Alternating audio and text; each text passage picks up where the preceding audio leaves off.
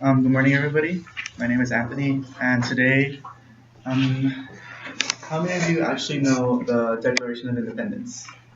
The beginning sentences, where we're all granted the right to life, liberty, and the pursuit of happiness. Anybody know that phrase? Ring a bell? Yes. Okay. So the question I have for you today is: are people actually willing to pursue their natural born rights? For example, I know we're a very diverse crowd. We're coming from different backgrounds. Some of you have been discriminated against because of your skin color, or because your ethnicity, or because your sexual orientation, or whatever it may be. So, the question I have for all of you today is: should college students be more willing to enforce the protection of their rights to life, liberty, and the pursuit of happiness? So, the point that I want to bring up today is second class citizens. How many of you actually know what a second class citizen is? Do you mind giving me like a brief description of what it is? Well, isn't it just like someone who just it's like middle class? It's not really you from here. No. According to Collins Dictionary, last access on November 15th, it is described as a person of the state who is a citizen, and they have their natural born rights, of course, but according to the law, they're ignored. For example, a perfect example would be gay marriage. Gay people are citizens of America, but they can't have the right to get married. So that's like a perfect example of a second class citizen.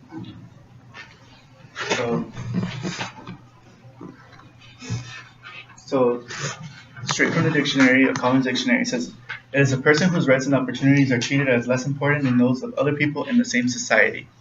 So you may be Asian, so people will think or assume that you must have high insurance because of the stigmatized idea that you're a bad driver. Or because you may be African American, I don't know, just like racist little things that can disturb you in your life.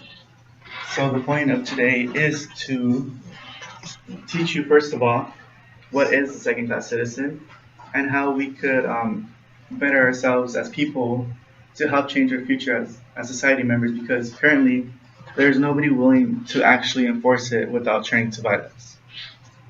So firstly, I'm going to talk to you about what is a second class citizen, who consists of second class citizens, how you guys are second class citizens, and lastly, I'm going to describe to you guys how we as college students can change that on a big scale and every day in your life.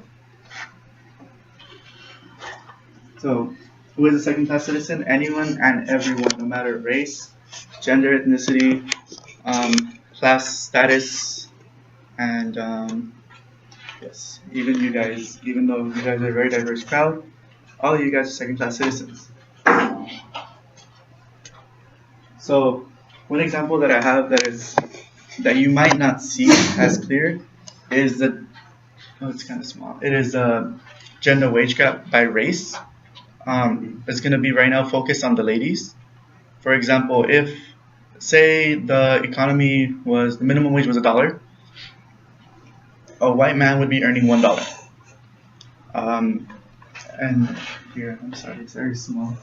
This is African American earning 91 cents. Hispanics was earning 51 cents for the dollar. So just to show you that even now, and even past the regulation of 1997, I believe, that prohibits the wage gap to actually exist, it's still happening. So ladies, you are part of the second class citizens. So we also have another issue present in Australia. There is a man called Julian Blanc who is harassing women, exploiting them just so he could earn some money from men.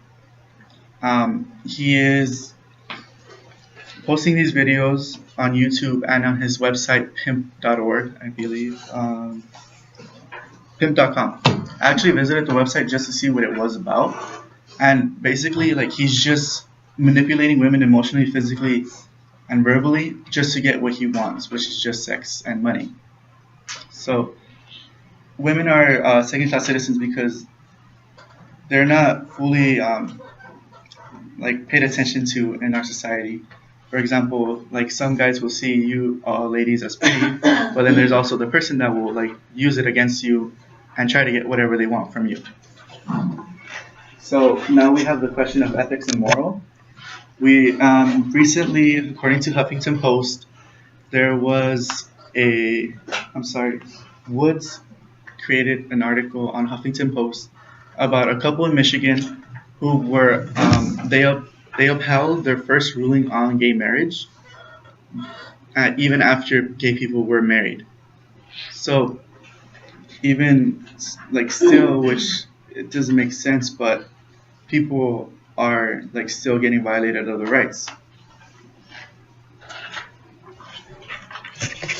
So what are some causes of these? It all boils down up to unattained rights, which is basically what everybody's fighting for, or should be fighting for, and social unrest, which is basically how people are still uneasy and unwilling to fight for what they actually want. Another cause that I did not list was the fact that we are uneducated about what is going on in the world. For example, how many of you actually knew about the wage gap still existing even after the regulation of 1997?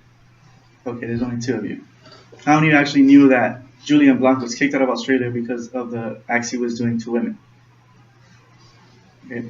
In order for us to actually stop something, we actually have to learn about these things. So one of the solutions we could have on a big scale is have governments maintain a checks and balances system. I know it does not sound very right, but there has to be a limit to what they could do in order to help us. For example, if they're making sure that women are treated right, they can help society better itself. They could. Another issue happening right now is the Ferguson issue. Darren Wilson is still free after three and a half months after killing Mike Brown, and currently all the government is doing is just sending in troops. So that is not a very effective treatment. But if they would have had maybe some checks and balances, they would have had maybe some, less tighter regulations on police and the rights of the people. So we individually as college students can educate yourself and other people.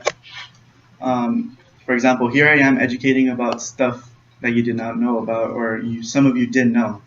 And you guys could go on and teach other people. Whether people or not want to listen to it, it's perfectly fine as long as they know and that you tried and you have your opinion on it. It can make a difference because now people know about it, and sooner or later people are going to start thinking about it and acting on it. So in conclusion, we as college students can improve our society. We just have to be willing to take a stand for it.